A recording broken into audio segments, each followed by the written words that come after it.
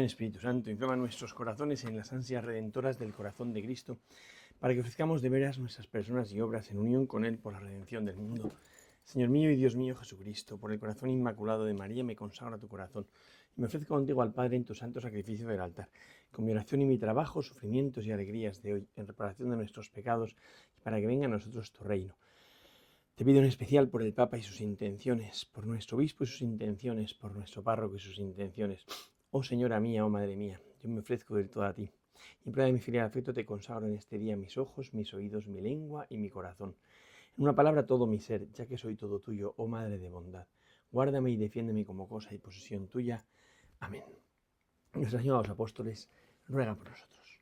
Vamos a contemplar en este día tan especial la fiesta de la transfiguración del Señor, que no es otra cosa que una fiesta para saborear el cielo, para disfrutar del cielo, ¿no? porque, porque efectivamente la transfiguración es como anticipar esa experiencia de cielo antes de tener que entregar la vida y seguir a Jesús camino de la pasión. Él anticipa ese encuentro con Él en la vida eterna, o de la vida eterna, o para saborear la vida eterna. Dice así el Evangelio: 6 días después, tomó Jesús consigo a Pedro, Santiago y Juan, y los llevó a ellos solos aparte a un monte alto, y se transfiguró delante de ellos, y sus vestidos se volvieron resplandecientes, muy blancos, tanto que ningún batanero en la tierra sería capaz de blanquearlos de ese modo.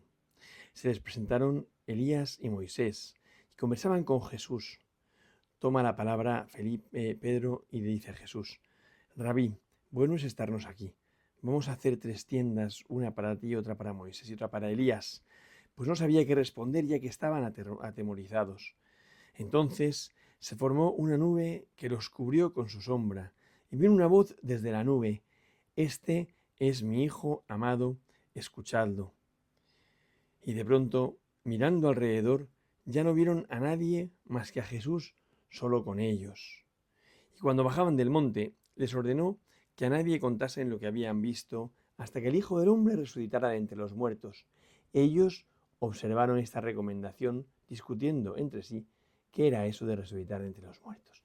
Un evangelio grandioso, a mí me lleva inmediatamente, cómo no, a tantas veces que hemos subido a la cima del monte Tabor, donde pues muy probablemente fue la transfiguración, no tenemos la certeza absoluta, pero es muy difícil que sea en otro lado, y que es un monte que hace mirar al cielo. En medio de la planicie, de la llanura del Esdraelón, de repente hay una montaña que es un desnivel de 500 metros, más o menos, un poquitín menos, está a 500 metros y poco sobre el nivel del mar, o sea que no es una gran montaña, pero justo ahí impacta mucho, porque es en medio de la planicie, de repente, pum, un monte. Además, como los dibujan los niños pequeños, así, ¿no? Como muy con forma de montaña, y en su cima, pues desde siempre había habido cultos cananeos, porque es un lugar que físicamente, orográficamente, invita a mirar al cielo. Y en medio de lo cotidiano de la vida, de repente Jesús decide, es una cosa que decide Jesús, no es que lo pidan los discípulos, no es como cuando los discípulos dicen: Señor, enséñanos a orar, ¿no? Entonces hay como un anhelo de vida eterna o de eternidad de los discípulos, ¿no? Aquí es Jesús, que en lo cotidiano de la vida de repente da un don especial a algunos, que es como calentarles el corazón con la mirada de cielo. Esto que dice San Pablo, y que a mí me gusta tantísimo, de buscar los bienes de ahí arriba, porque es verdad que yo soy un pesado y lo cito constantemente, pero es que me impacta mucho, y además siendo la lectura que se lee en la resurrección, buscar los bienes de ahí arriba, ¿no? Me parece que es una de las claves que a veces se nos olvida y nos despista. Cuando uno deja de mirar los bienes del cielo, los de la tierra seducen mucho, y entonces se convierte en un ser terreno, cuya referencia única es lo terreno, y entonces como pierde su humanidad, porque la humanidad es buscar los bienes del cielo. Bueno, pues Jesús toma consigo a Pedro, Santiago y Juan, es decir, toma a unos íntimos, a los que tantas veces hemos visto, porque tantas veces lo decimos, ¿verdad? Hace falta tanta intimidad con Jesús para contemplar la gloria, como aquí en el Tabor, como para contemplar su poder en la resurrección de la hija de Jairo, como para contemplar su pasión y por tanto compartir su amor. Es un signo de intimidad, ¿eh? Toma consigo a Pedro, Santiago y Juan y se lo lleva a ellos solos aparte de una montaña y se transfiguró delante de ellos. Esto está bonito porque es como Entonces, aparte de lo cotidiano de la vida, esto es la experiencia de la oración. La oración, uno sale de lo cotidiano en la vida, se va él solo, aparte a una montaña alta, que es la intimidad del sagrario, y ahí contempla la, la intimidad del Señor, el fondo del Señor.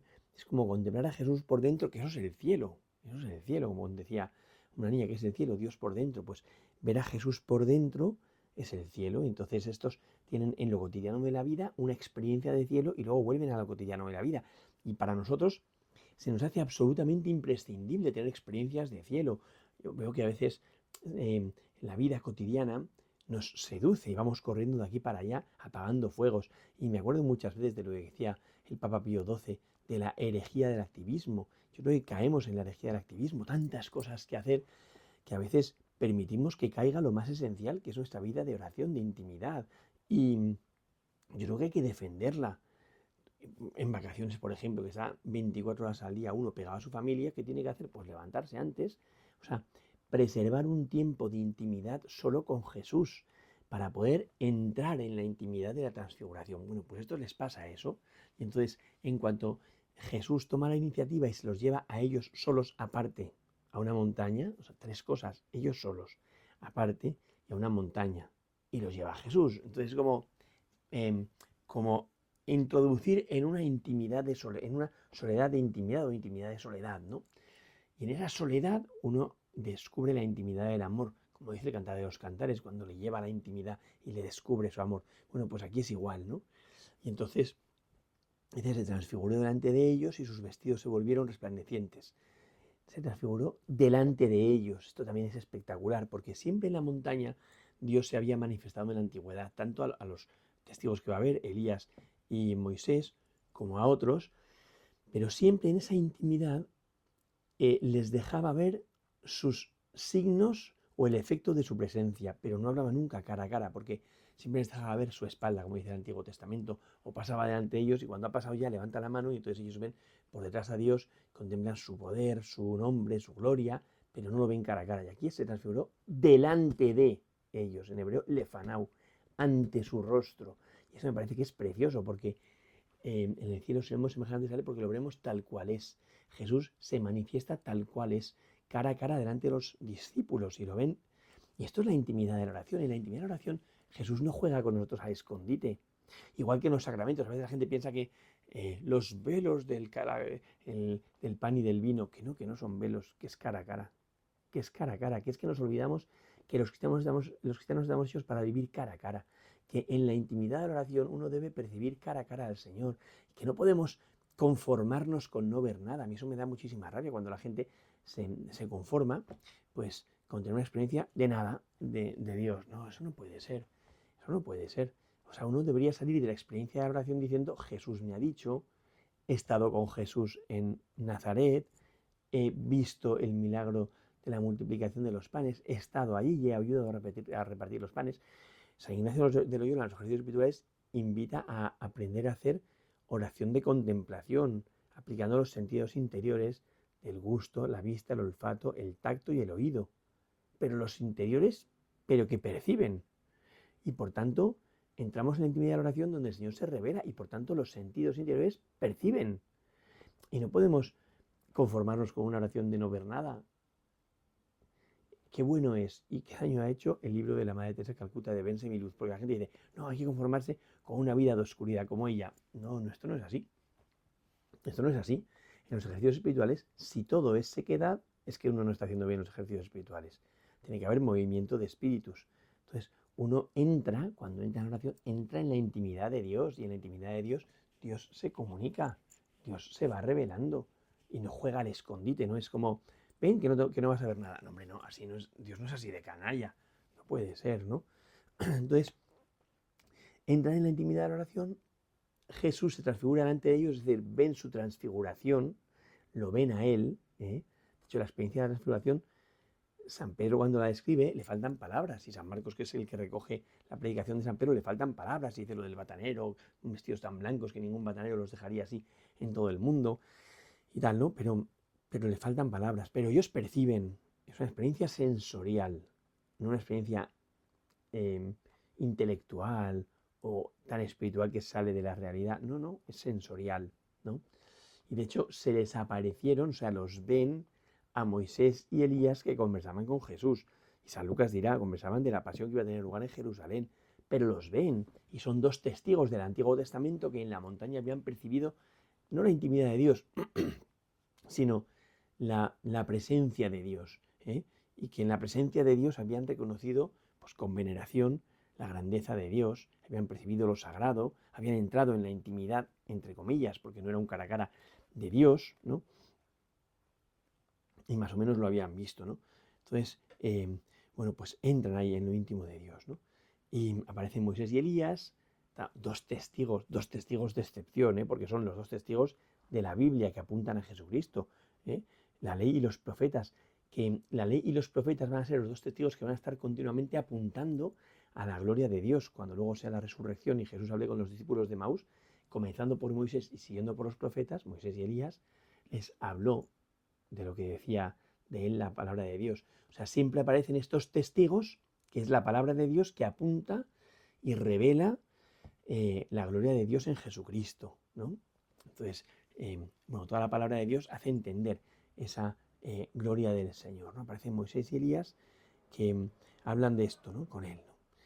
Y entonces, ante esa intimidad de la gloria, San Pedro se queda fascinado y le dice al Señor eso, ¿no? Señor, qué bien se está aquí, hagamos 3 tiendas. Maestro, qué bien se está aquí, hagamos 3 tiendas, una para Moisés, otra para ti, una para ti, otra para Moisés, otra para Elías, ¿no? Es muy bonito porque es la experiencia del amor que se desposee. O sea, la abnegación verdadera se vive cuando uno vive el amor. Y si uno hace un rato de verdad de oración y de una experiencia de Dios, vive la abnegación, porque es tan fuerte la experiencia del amor que sale de sí mismo y se olvida del todo de sí. San Pedro se ha olvidado de Santiago, de Juan y de él, porque solo está pendiente de Jesús, Moisés y Elías, y por eso quiere hacer 3 tiendas para que permanezcan Moisés, Jesús y Elías. Entonces es una experiencia como que le saca totalmente de sí.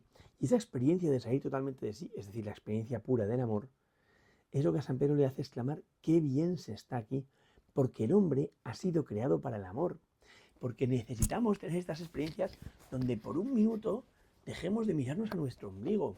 O sea, si nosotros acaba, al final, yo creo que una de las consecuencias del pecado original es la permanente presencia del yo que tenemos, que nos lleva a percibir una claustrofobia del propio yo.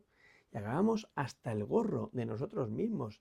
Por eso cuando tenemos una experiencia que nos saca de nosotros y nos hace vivir el amor de verdad, que para eso el hombre ha sido hecho, para vivir del amor, para salir de sí mismo y entregarse a otros, la sensación es, qué bien se está aquí, pero qué gozada, ¿no? ¿Cómo es posible que no me haya dado cuenta antes? Qué bien se está aquí. Hagamos 3 tiendas porque se está muy bien aquí, ¿eh? O sea, porque es darme cuenta pues de la gozada, la gozada que es vivir fuera del yo. ¡Qué maravilla! ¡Qué maravilla! O sea, el hombre necesita estas experiencias que le llevan a olvidarse de sí mismo y a vivir de verdad en el amor de Dios, ¿no? Qué bien se está aquí, dice San Pedro, ¿no? Y le hagamos 3 tiendas, porque percibe el cielo, donde, a mí también esto me gusta mucho, ¿no? El cielo tiene una experiencia tan fuerte que nos haga vivir tan en plenitud del amor que no haya una conciencia del yo. Es que el yo nos agota. Es que el yo nos agota todo el día hablando de si yo digo, si yo pienso, si yo hago, si no sé qué, si yo quiero, si no quiero, tengo esta necesidad, tengo la otra, tengo este miedo que en el fondo es el grito del yo. Qué agotamiento, qué agotamiento. Por eso, cuando uno es capaz de tener una experiencia que le saca del yo y le hace vivir en el tú, qué maravilla. Es esto, ¿no? Es esto, ¿no? Qué bien se está aquí. No dice eso, dice, después de esto dice, pues no sabía, dice, no sabía qué responder ya que estaban atemorizados, ¿no? Pues no tiene que decir nada, San Pedro tiene que haber callado, solamente callado, saborear esta experiencia que se le está regalando, no tiene por qué hablar. Esta es la actitud permanente de los hombres, que necesitamos decir algo y al final, cuando hablamos y abrimos la boca, hacemos ver nuestra bobada, ¿no? Nuestra tontería, nuestra estupidez, ¿no? Cállate y saborea, ¿no? Y entonces entran en la gloria, todo es como signos del Antiguo Testamento, se forma una nube que los cubre con su sombra, la nube, la sombra, la voz, la montaña, es que todo es una experiencia como del éxodo, está recordando en el peregrinar de la vida, necesitamos experiencias del Sinaí, pero las tenemos, o sea, el Señor nos invita a vivir experiencias donde uno entra en la soledad del Señor, en la intimidad de la montaña y percibe la gloria de Dios como una experiencia de gozo que le lleva a un olvidarse totalmente de sí, totalmente de sí, ¿no? Se formó la nube, y claro, esto es como, no solo vamos a la montaña, no solo vemos a Jesús cara a cara, sino eres introducido en la intimidad, porque la nube los cubre con su sombra. ¿A quién le pasó esto? Pues a María, evidentemente. Esto sucedió en la cueva de Nazaret. Todo esto sucedió también en la cueva de Nazaret, ¿no? El caso es que los cubre con su sombra la nube y viene la voz desde la nube: este es mi hijo amado, escuchadlo. Qué bonito es esto, ¿no? Este es mi hijo amado, dice el Padre. Entonces es la manifestación del Padre en el ambiente del Espíritu que testimonia del Hijo. Dice: este es mi hijo amado, como en el bautismo, escuchadlo. Y ese escuchadlo, en el fondo lo que nos viene a decir es: abrid de nuevo el corazón. Si de veras escucháis hoy su voz, no endurezcáis el corazón. Dice el Salmo en el Antiguo Testamento, que rezamos en el invitatorio cada día para abrir nuestros labios: no endurezcáis el corazón. El corazón se endureció por el pecado original y el hombre dejó de vivir en el diálogo con Dios. Y por eso lo que pide el Señor en esa intimidad de la transfiguración, y es lo que se nos pide, esto puede ser como el resumen de nuestra oración constante, que es Dios suplicando que restablezcamos el diálogo de amor con Él que había en el paraíso. En el fondo está la redención. No endurezcáis el corazón, abrid de nuevo el corazón. Porque pues eso, porque en el fondo, por el pecado original se endurece el corazón y el hombre ya no puede vivir en el diálogo con Dios. Y Dios viene, y Dios te busca, y Dios te llama, y Dios te lleva. No olvidemos que la iniciativa en esta experiencia de transfiguración parte de Jesús. Dios te lleva a la montaña. ¿Para qué? Para restablecer, para abrir de nuevo tu corazón y que se restablezca ese diálogo con Él.